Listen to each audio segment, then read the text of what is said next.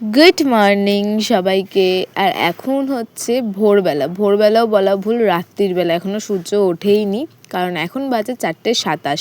আর এত সকাল সকাল আমি ঘুম থেকে উঠেছি কারণ আজ হচ্ছে পিকনিক আছে, আমাদের পড়ার ব্যাচ থেকে পিকনিকে নিয়ে যাচ্ছে আর সেখানেই যাব। আর আমি ঘুম থেকে উঠেছি 4:20-তে, আর এখন রেডি হয়ে গেছি। এখন বাজে হচ্ছে 5:45 মতন। আর সব রেডি হয়ে গিয়ে এখন বেরোবো, কারণ বাস আসবে অনেকটা দূরে। আমি যেখানে পড়তে যাই সেটা অনেকটা দূরে আমাদের বাড়ির থেকে, তাই গাড়ি করে এখন যাব। তার আগে বন্ধুটাকেও নেব। তো এখন আমরা উঠে পড়েছি গাড়িতে আর যাচ্ছি। ট্রেনে করে যাওয়া হবে না, কারণ ট্রেন কটায় আছে না আছে সেটাও দেখিনি। আর গাড়ি করে গেলে কি সুবিধাও হয় একটু, তাই গাড়ি করে আমাদের নিয়ে যাচ্ছে। আর বাইরেটা কি কুয়াশা, এত ঠান্ডা লাগছে, ওপরটা এত কিছু চাপা দিয়েছি পায়ে মনে হচ্ছে ঠান্ডা লাগছে। আর বাইরেটা দেখো কুয়াশা ভর্তি, তাও একটু দিনের আলো ফুটেছে। আর এখন তাড়াতাড়ি যাচ্ছি, কারণ 6:30টার মধ্যে যে করে হোক পৌঁছাতেই হবে, কারণ বলেছে 7টার সময় বাস ছেড়ে দেবে আর অনেক ভিড় হবে, সিট নাও পেতে পারি, তাই জন্য আরও তাড়াতাড়ি বেরিয়েছি। আর এই চক্করে চা খাওয়া হয়নি বাড়িতে, তাই এখানে এসে চা খাচ্ছি। আর এসে দেখি যে বাসই আসেনি, তাই জন্য এখানে বসে বসে চা খাচ্ছি। বাট চাটা আমার ভালো লাগেনি, চাটা খুবই তেতো ছিল। তারপরে বাসে উঠে পড়েছি। এই বাসটা মিনিমাম 1 ঘন্টা পর এসেছে। আর আমি অত সকালে উঠলাম বেকার। যাই হোক, সবাই বসেছে, কেউ দাঁড়িয়ে আছে, কারণ সবাই সব জায়গা পায়নি, অনেকজনেই আমরা যাচ্ছি। আর চারিদিকটা বেশ সুন্দর লাগছে, যেহেতু ভোরের দিকে বেরিয়েছি। আর এটা হচ্ছে আমাদের পিকনিক স্পট। এইখানে একটা নদীর পাশে রয়েছে, আর আমরা যাব হচ্ছে একটা পার্কের ভিতরে। আর এখানেই সব রান্না বান্না হবে, বাসটাও এখানেই দাঁড় করিয়েছে। আর এখানে আমি এই ড্রেসটা পরেছি মায়ের, এই যে ব্ল্যাক কুর্তিটা দেখছো এটা কিন্তু মায়ের, আর সাথে যেই নিচে প্লাজোটা সেটাও মায়ের। আমার সব কিছুই এখন মায়ের থেকে ধার করে নেওয়া। আর এখানে ডাব কিনে দিল একটা দাদা আমাদের, আর সেই ডাবটাই খাচ্ছি। আর ডাবটা খেতে নোনতা, খুব একটা মিষ্টি নয়, তাও বেশ ভালোই লাগলো। যা পাওয়া যায় তাই ভালো, তাই না? আর অনেকটা জার্নি করার পরে এই যে ডাবের জলটা বেশ ভালোই লাগছিল। আর এটা হচ্ছে আমাদের দামোদর নদী, আর এখানেই আমরা বেশ ছবি টবি তুলবার, জায়গাটা বেশ সুন্দর লাগছে। এতটা সুন্দর লাগছে না, ছবি তোলার জন্য বেস্ট জায়গা। আর আমি প্রচুর ছবি তুলেছি এখানে, প্রচুর ছবি তুলেছি। আর চারিদিকটা দেখো, পুরো গ্রাম্য পরিবেশ, চারিদিকে গাছ রয়েছে, মাঝখান দিয়ে বেশ গাছের ছায়াগুলো পড়ছে। এক কথায় দারুণ লাগছে, বেশ সুন্দর জায়গাটা। আর সামনেই না একটা মেলাও বসেছে। আর এত সুন্দর জায়গাটা, আমি খালি এইদিকে দাঁড়িয়েই রয়েছি। আর এখানে কাছে পিঠে ওয়াশরুমও রয়েছে, যদিও পে করে দেন তুমি সব কিছু ইউজ করতে পারবে, বাট ওয়াশরুমগুলো বেশ ভালোই, খারাপ না। গ্রাম্য এলাকায় চা হয়। আর এইখানে যে জায়গাটা দেখছো ওইটা হচ্ছে আমাদের পিকনিক স্পট, ওখানে সব খাওয়া দাওয়া শুরুও হয়ে গেছে। আমাদের ব্রেকফাস্টে ছিল লুচি, তরকারি, আলুর তরকারি। আর যেটা ভিডিও করা হয়েছিল, কিন্তু ভিডিওটা এতটাই বাজে ছিল যে আমি আর পোস্ট করতে পারলাম না। আর এখানে নিয়েছি আইসক্রিম, আর এই আইসক্রিমটায় ভর্তি বাদাম, যেটা আমি একটা খোলার পরে দেখতে পেলাম, তাই অন্যজনকে দিয়ে দিয়েছি। আর ওইটা ফেরত দিয়ে নিয়েছি একটা কুলফি, যেটা খেতে খুব সুন্দর ছিল। কুলফিটা দারুণ লাগলো, এই কুলফিটা খেতে। এই ঠান্ডা আইসক্রিম খাওয়ার মজাটাই আলাদা। এখানে ছিলাম, সেখান থেকে কিছুটা হেঁটে চলে এলাম যেখানে আসার কথা আমাদের, গড়চুমুক পর্যটন কেন্দ্র, মানে এই পার্কটার ভেতরে। এই পার্কটা অনেকটা এলাকা জুড়ে, আর ভীষণ সুন্দর। প্রথমে অনেকটা হাঁটতে হবে, তারপর একটা ছোট্ট মতন পার্কও পাবো। তো চলো যাই। আর চারিদিকটা দেখো গাছপালায় ভর্তি। আর এই সাইডটা অনেকটা বসার জায়গা, এই ভেতরেও পিকনিক চাইলে হয়তো করাই যেতে পারে, সেটা আমি জানি না। তো এখন সবাই মিলে যাচ্ছি। আর আরও অনেকে অনেক জায়গায় রয়েছে, বিভিন্ন জায়গায়। তো আমরা এই কজন, এটা হচ্ছে আমাদের পড়ার ব্যাচ, আরও অনেকে আসেনি। পার্কের ভিতরে এই শিশু উদ্যানটা রয়েছে, আর এখানে রয়েছে নানা দোলনা, স্লিপ, যেমন বাচ্চাদের ঘোরার জন্য বিভিন্ন কিছুর সাথে বোটিংও করার জন্য ব্যবস্থা রয়েছে। আর এখানে ঢুকেই দেখলাম যে কত ছোট্ট হাঁসগুলো রয়েছে, বেশ ভালো লাগছে হাঁসগুলোকে দেখে। আমাদের ওখানে তো এই হাঁসগুলো দেখাই যায় না, এই সমস্ত জায়গায় এলে তাও এই হাঁসগুলোকে দেখা যায়। আর এর ভেতরেও একটা চিড়িয়াখানাও রয়েছে, সেটাতেও যাব। আর এই যে স্লিপটা দেখছো, এই স্লিপটায় ভেবেছিলাম উঠবো, কিন্তু যেহেতু সাদা প্যান্ট পরে আছি, কাদা লেগে গেলে মা আমাকে দেবে। আর এখানে দোলনায় চেপে পড়েছি, দোলনা থাকবে আর আমি চাপবো না, তা আবার হয়? তাই এসেই আগে দোলনায় চেপে পড়েছি, দেন বোটিং করছি। আর আমি অনেক বছর পর বোটিং করছি, কারণ অনেক ছোটোবেলায় একবার চেপেছিলাম, আর এবারে অনেক বছর পর চাপলাম।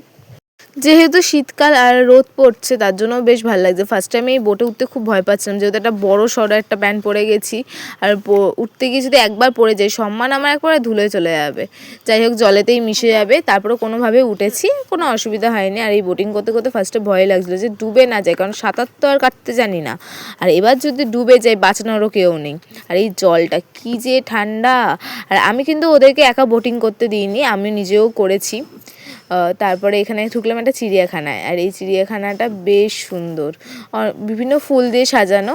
আর এই যে খাঁচাটা দেখছি, এই খাঁচাটার ভেতরে রয়েছে চিকুর মতন কয়েকটা পাখি, মানে চন্দনা টিয়া। কি সুন্দর ল্যাজগুলো লাগছে, সাথে গাটাও কি সুন্দর করে রেখেছে। আর আমাদের পাখিটাকে কেমনভাবে থেকেছে বলো তো, তোমাদেরকে বলছি যে তোমরা কমেন্টে জানাও যে কি করলে ও ওরকম আর গা থেকে পালক ফালক খসাবে না। কি অবস্থা করছে নিজের শরীরটার। এই পাখিগুলোকে দেখছি আর ভাবছি যে আমাদের পাখিটা কীরকম অবস্থা। আর এটা হচ্ছে ব্ল্যাক ডাক, মানে কালো হাঁস। এই কালো হাঁস আমি ফার্স্ট টাইম দেখলাম। আর এখানে হচ্ছে নর্মাল হাঁসগুলো যেরকম থাকে, বেশ ভালো লাগছে চারিদিকটা গাছগাছালিতে ভর্তি। আর চিড়িয়াখানা আমার বেশ ভালোই লাগে। আর এটা হচ্ছে উট পাখি, আর উট পাখিগুলো দেখো কত সুন্দর লাগছে না, সব কি সুন্দর চড়ে চড়ে বেড়াচ্ছে। আর এদেরকে তো চিড়িয়াখানা ছাড়া তো দেখা যাবে না কোথাও, আর বেশ ভালো লাগছে এগুলোকে দেখে। আর এটা হচ্ছে বর্দি পাখি। বর্দি পাখিগুলো তো সবার বাড়িতে মিনিমাম থাকেই। আর এই দুটো যে সাদা সাদা পাখিগুলো দেখলে কি সুন্দর বসে আছে দুজনা। আর এই হচ্ছে আমার দেখা পাইথন। আমি কলকাতার চিড়িয়াখানাতে গিয়েও এই পাইথন দেখতে পাইনি। আমার খুব ইচ্ছে ছিল পাইথন দেখার, আমি দেখতে পাইনি, খুব আফসোস ছিল। কিন্তু এখানে এসে আমি দেখে নিয়েছি। বাট এটা যদি একটু শুয়ে থাকতো বেশ লম্বাভাবে, তাহলে আরও বেশি একটু ডেঞ্জারাস ফিল হতো, বেশ ভালো লাগতো। যেহেতু গুটিয়ে আছে তাই বুঝতে পারলাম না যে কীরকম রয়েছে, মানে কতটা বড় ওটা। তার পাশেই আরেকটা যেটা রয়েছে সেটার নামটা ঠিক আমি পড়িনি। আর দেখো মুখটা কীরকম তুলছে, আমি বড় করে তোমাদের দেখানোর চেষ্টা করছি। আর ওই দেখো মুখটা কিভাবে তুলছে, বেশ একটু ভয়ঙ্কর। মানে সাপ দেখলেই তো অনেকের গায়ে শিশিরানি দেয়। আর এই যে কুমিরগুলো আমি যে কোনো চিড়িয়াখানায় গিয়ে দেখি আর ভাবি এরা কি আদৌ স্ট্যাচু নাকি এটা সত্যিকারের, কারণ যখনই থাকে কেউ নড়েও না চড়ে না, মরার মতন পড়ে থাকে, বুঝি না আমি। আর এখানে ছোট্ট ছোট্ট কচ্ছপগুলো রয়েছে। চারিদিকটা না খুব সুন্দর, বিভিন্ন জিনিস রয়েছে। পুরোপুরি সব পাখি যে সব পশু আছে তা নয়, কিন্তু তাও অনেক বেশ সুন্দর সুন্দর প্রাণী রয়েছে। আর এটা রয়েছে বন বিড়াল, কীরকমভাবে হাঁটছে দেখো রেগে। আর ওর ভিডিও করছি বলে কিছুক্ষণ পর চলেই গেলো, ওকে ডাকলাম তো ততও দূরে চলে গেল, ও আর থাকবেই না এখানে। তো আর কি করা যাবে। তো এরপর দেখতে গেলাম হচ্ছে গিরগিটি।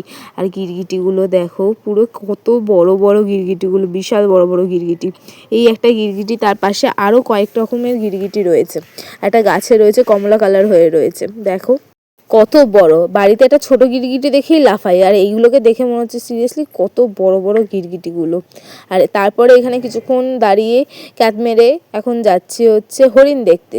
আর হরিণগুলো অনেক হরিণ রয়েছে, সেই হরিণগুলো তোমাদেরকেও দেখাবো। তো চলো যাই। আর এখানে দেখো কত হরিণ, কারো কারোর মাথায় শিং আছে, কারো কারোর মাথায় নেই। চলো তোমাদের আরও কাছ থেকে দেখানোর চেষ্টা করি, জানি না তোমরা কতটা দেখতে পাবে বা না পাবে। তো কাছ থেকে দেখানোর চেষ্টা করছি তোমাদেরকে। ওই দেখো যেই হরিণগুলো দেখতে পাচ্ছ ভালো করে, চারিদিকে এত জাল দেওয়া না, ভালোভাবে ঠিক দেখাও যাবে না। তো যাই হোক, তো দেখো কত সুন্দর লাগছে না, কত হরিণ রয়েছে, কত হরিণ রয়েছে। আর এরই পাশে রয়েছে নীলগাই। এইগুলো হচ্ছে নীলগাই, কিন্তু এইগুলোর কালার নীল নয়, মনে হয় বড় হলে হয়তো নীল রঙের হবে, আশা করা যায়। ছোট হয়ে যেরকমই দেখতে হোক না কেন, নীল কালারের তো হবে একবার না একবার। তো এইগুলো হচ্ছে নীলগাই, এগুলোর নাম লেখা আছে যে বোর্ডে, যেগুলোকে নীলগাই বলছে। এত ঘোরাঘুরি করতে করতে খিদে পেয়ে গেছে, আর এখন বাজে হচ্ছে 3টে। আর এখন চিপস খাচ্ছি, কারণ প্রচণ্ড খিদে পেয়ে গেছে। চিপস কিনে দিল, তারপরে খেতে বসে গেছে। আর আমরাই হচ্ছি ফার্স্ট ব্যাচ। আর পিকনিক যেহেতু বনের মধ্যেই খাওয়া হবে, খাওয়ার জন্য খুব একটা সুন্দর সুন্দর জায়গা থাকবে না, তাই ফার্স্টেই দিয়েছিল ভাত, বাঁধাকপির তরকারি, সাথে ছিল ভেজ ডাল। আর আজকের মেন আকর্ষণ যেটা হচ্ছে সেটা হচ্ছে মাটন। আর যেখানে আমি একটা মেটেও পেয়েছিলাম, যেটা খেতে দারুণ হয়েছে, বেশ সুন্দর হয়েছে। আর সাথে ছিল চাটনি, পাঁপড়, মিষ্টি। খেয়ে দিয়ে কিছুক্ষণ হাঁটার পরে আমরা বাসে উঠে পড়েছি। আর এখন বাজে হচ্ছে 5:45। বাসের লাইটিংটা দেখেছো কত সুন্দর লাগছে। আর যেহেতু রাত্রিবেলা যাচ্ছি, বা রাস্তায় ভীষণ জ্যাম রয়েছে, সাথে মেলাও ছিল।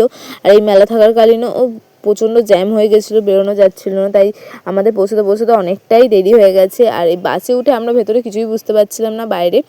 আর এতটা ঠান্ডার মধ্যে আমরা প্রচণ্ড ঘেমে গেছিলাম এত লাইটিংয়ের জন্য। আর এত গান বাজনা হচ্ছে, এত নাচানাচি স্টার্ট করেছি আমরা, যে আমাদের আর যে শীত মনেই হচ্ছে না। যা সব জিনিসপত্র নিয়ে গেছি সব ব্যাগের মধ্যেই পুরো ছিল, আর বার করাই হয়নি। আর এত গরম করছে ওখানে, ভীষণ গরম করছে। আর তোমাদের যে গানগুলো শোনাবো সেটারও কোনো উপায় নেই, কারণ কপিরাইট মেরে দিলেই হয়ে গেল, খতম।